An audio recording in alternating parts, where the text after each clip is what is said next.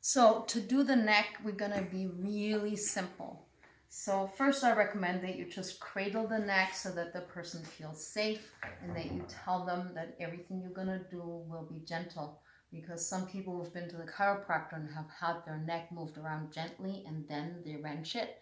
People are like this when they get on the table. So you just let them know that all of the movements you're gonna do are gonna be gentle. And then just move it back and forth a little bit. Just get a little movement happening in the neck tissues.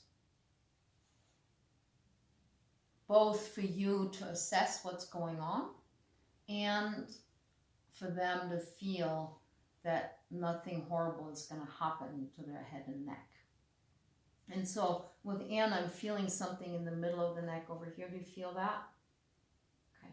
So just the really basics of lateral side bending, rotation, and either flexion or extension. And flexion seems easier, so I'm gonna let it rest here a little bit because she was helping, so I want to make sure she's not helping. And then I'm gonna bring my hand to the top of the head, and I'm gonna find out, do you prefer compression or traction? First one. Compression. Okay. So then I'm going to scoot my chair over so I'm not all twisted up. So rolly chairs are really helpful. I'm keeping her crown chakra open. I don't compress right on the top of her head. I have my hand slightly in the back of the very middle of the head, and I'm gently compressing in. And then I'm going to find out, how is this level compression? That's just right. Okay, perfect. So when she said this is just right, then I'm not going to go back and say, would you like less or more? But if somebody says, yeah, that's fine, then I'll probably check and see whether maybe they will want more or less. Waiting for the rebound, coming back to the middle, gently moving the neck around, rechecking the point. So then I'm also feeling like the whole back of her neck is relatively tight. So I'm gonna just see whether I can do a move for the whole back of the head.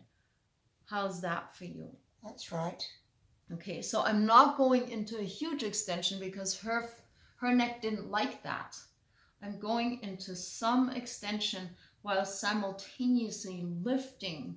So my left hand is cradling the entire back of her neck, and my right hand is just scooping slightly under the top back portion of her head, adding a little compression and adding a little lift. So can you see how her neck and chin are moving a little bit? That's, if I just let her be normal, it'd be like this, but I'm lifting and compressing. And then when she rebounds out, I'm going to bring my hands both back underneath her head. Feel the tissues a little bit. Nice job, Anne. This is not like her neck is now completely free, but it's a lot more free than it was. And again, we're not trying to get every single little bit. We're just trying to get enough blood flow and energy flow to the head and the brain that we can work on the brain and have it actually be effective. So now we're going to go to the upper neck, and we're going to check. For most people, the atlas is in front of the sternocleidomastoid tendon. So you'll see my finger right on the transverse process of the atlas. And I'm going to check. And to me, the right side feels more tense. Is that true for you, Anne? Or is it more painful on one side or the other? Is this more painful or this? Neither. Okay, well, I'm gonna go then with what feels more ropey to me. And what feels more ropey to me is this right side. So I'm gonna move her head away from the point of tension, and then I'm gonna tilt it towards the side and gently rotate it. And then I'm gonna slide my hand up and I'm gonna check, do you prefer compression or traction? Compression. Okay, so holding on to that point and again scooting my chair over a little bit so I have a straight line from my compression from the top of the head. Right, I'm not pushing her head over towards her right shoulder. The compression is straight down the line of her nose towards her sternum. And I'm only holding on to this spot to keep the alignment of the vertebra that we set up through that Bali move, and to keep both of our awareness with that transverse process of the atlas and the whole atlas vertebra. And there comes the rebound. Again, letting that, oh, sweet. She wasn't hurting, but I feel so much more movement now. Okay, and now I'm gonna go down to the bottom of the neck as it flares out into the shoulders, and I'm gonna check. And this, again, I'm feeling it more on the right. What about you?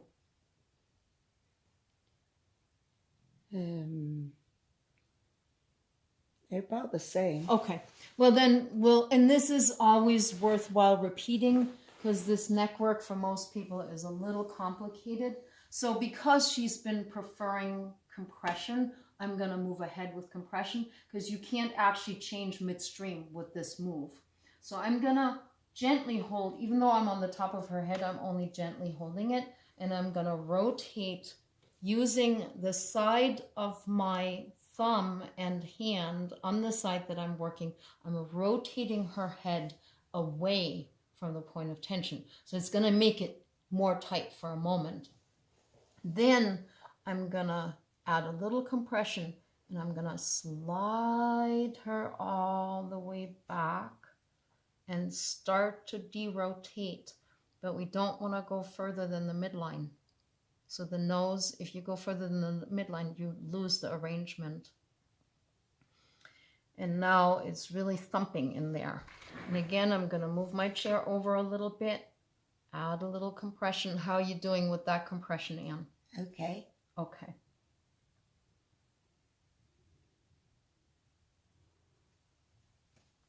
And just for reference, oftentimes we say, okay isn't good enough, but Anne is English. And okay for English is good enough. She probably wouldn't go, oh my God, that feels so good. That's not the likely response. So when we're looking for responses, we do have to take into consideration where a person is from and what their general expression is like. For me, when I go, okay, ain't good enough. So it just depends on who you're working with. So now we're gonna do it on the other side. So same thing, I'm gonna rotate her head away with the side of the thumb and hand and your other hand. You're gonna slightly compress and slide back. And in this process, you can see that I'm actually extending her neck a little bit laterally, and her chin comes up a little bit, so her chin goes a little bit anterior. And then, as I've been doing this, I'm doing this very slowly to feel when is it releasing in here. And sometimes I notice that I'm so trying to be precise that I hold my own breath. So then I want to be sure, oh, right, nobody's going to release anything when I'm, So you have to be comfortable with this. And most people It takes them a long time to learn the neck. I've had some incredible practitioners do evaluation sessions with me, and they couldn't do the upper and lower neck. It was amazing. So that's one of the reasons why I'm going into details. Anybody who is still confused about this, they can just go right back and watch the video and do it as many times as they need until they feel like they got it. So now we had a rebound. We're coming back. We're bringing the neck back, and we're coming back to check, and also moving the neck around a little bit, just letting it know that it's really okay to move around. So you're kind of stair-stepping a little bit, massaging gently the back of the neck just to let it know that it's really okay to move.